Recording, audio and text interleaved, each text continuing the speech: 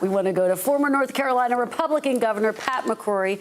Our NBC News decision desk, of course, projected that he will come up short in the race for North Carolina's Republican Senate nomination. Governor, we appreciate your joining us. So good to see you.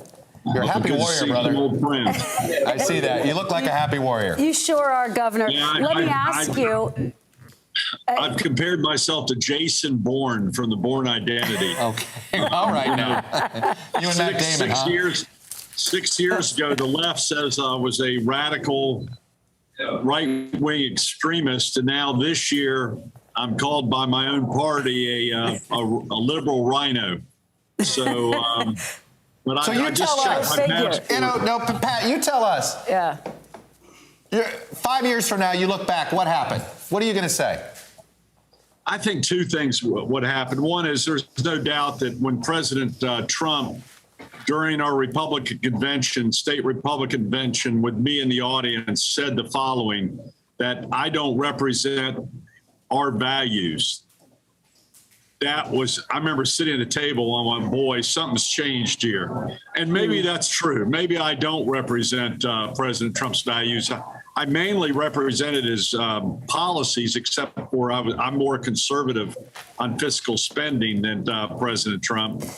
But I think when that happened, I went, wow, this has changed when a former president says, I don't represent the values of the people in that room. That really changed. And the second thing is when I saw that the Club for Growth put in $15 million, which their main point was to call me a rhino and change my brand or change my passport.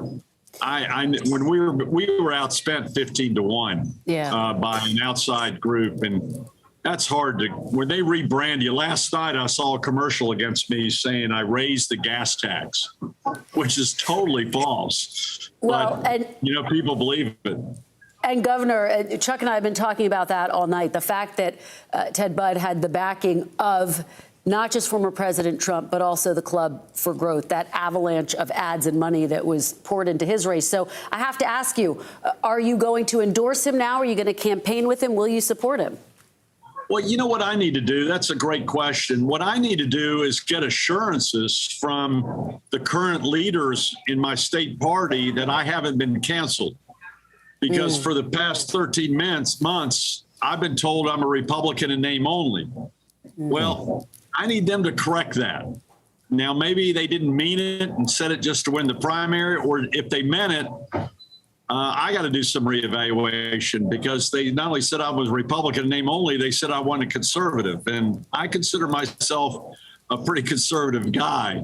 So it's not really about me, though. It's about the 27% of people vote against me, because this is going to be a very close general election. So I think my party, in order to win the general election, has still got to appeal to the conservatives like me, the Ronald Reagan conservative, right, in order to win North Carolina. So, if they come back to me and my supporters and say, hey, you're a part of the Republican Party. You're an important role. Not me personally. My ego doesn't need that. Right. But, you can run negative ads or inaccurate and false ads against me. But to do kind of a McCarthyism within our own party, saying some people belong and other people don't belong, man, we better correct that, or we're not going to win the U.S. Senate or the White House in 24. I'm old enough to remember when a Republican like yourself could become the mayor of Charlotte. Mecklenburg County. Can Ted Budd compete in Mecklenburg County?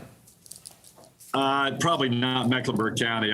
Although I did win Mecklenburg County in the primary, which I'm glad I won Charlotte-Mecklenburg in the Republican primary tonight. But lately, the urban centers are blue right now. The question is not losing the urban centers by a lot. That's the big issue. And North Carolina is a purple state. I mean, Tom Tillis won by 40,000 votes out of over 4 million, and that was with a flawed Democrat. So the Republicans are going to have to work hard here, and that's why every Republican vote will count and every Democratic vote counts. Listen, I want the Republican majority for the Democratic, for the Republican Party. But I think we got to have a little more courage in reaching out and not being so wrapped up in one individual. And I'm not afraid to say it. Governor Pat McCrory, we really appreciate your candor, and we appreciate your joining us on a very busy election night for you. Thank you. Campaigns go up, campaigns go down. He knows that pretty well. He sounded like a happy warrior there. It's never easy. Did. Appreciate him spending a few minutes with us. Coming up, what tonight could tell us about the